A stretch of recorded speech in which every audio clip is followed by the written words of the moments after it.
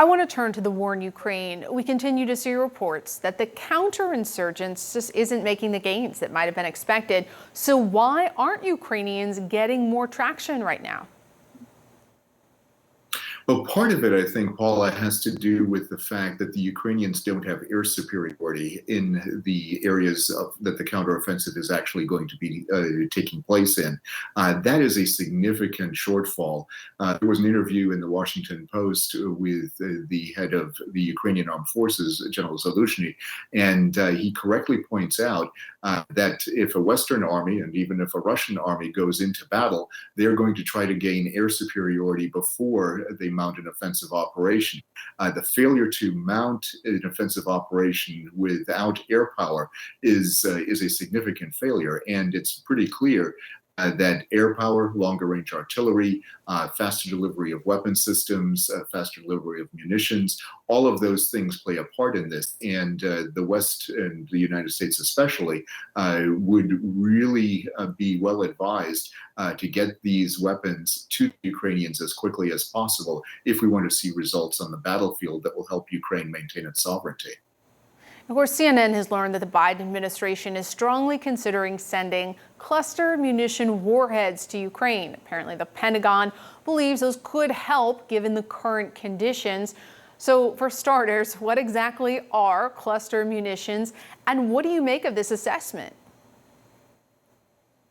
So these munitions are weapon systems that can be fired either from a ground-based system or from air.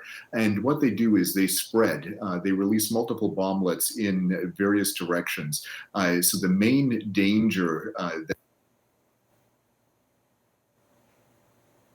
explode upon impact or upon release.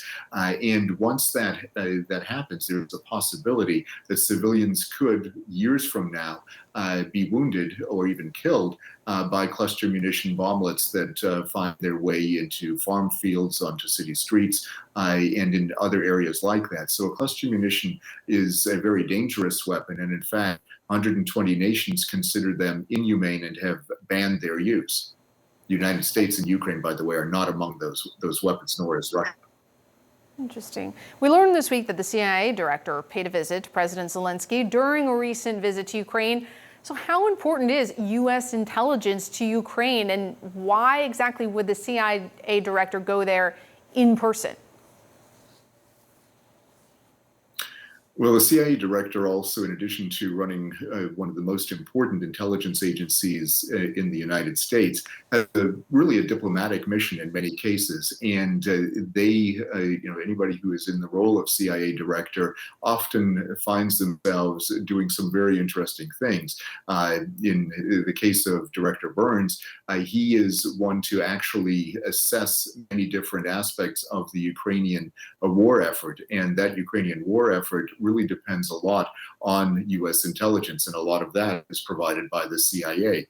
So I believe he was out there in Kyiv to not only speak with President Zelensky and the Ukrainian military leaders, but was also out there to make sure that our intelligence is getting to the right people in Ukraine. And that's a critical thing, because if it doesn't get to the right people, it's basically worthless. They can't make the right decisions, they can't do the right things for the war effort, and they can't do the right things politically as well. So it was critical for him to be there and lay eyes on target, as we say.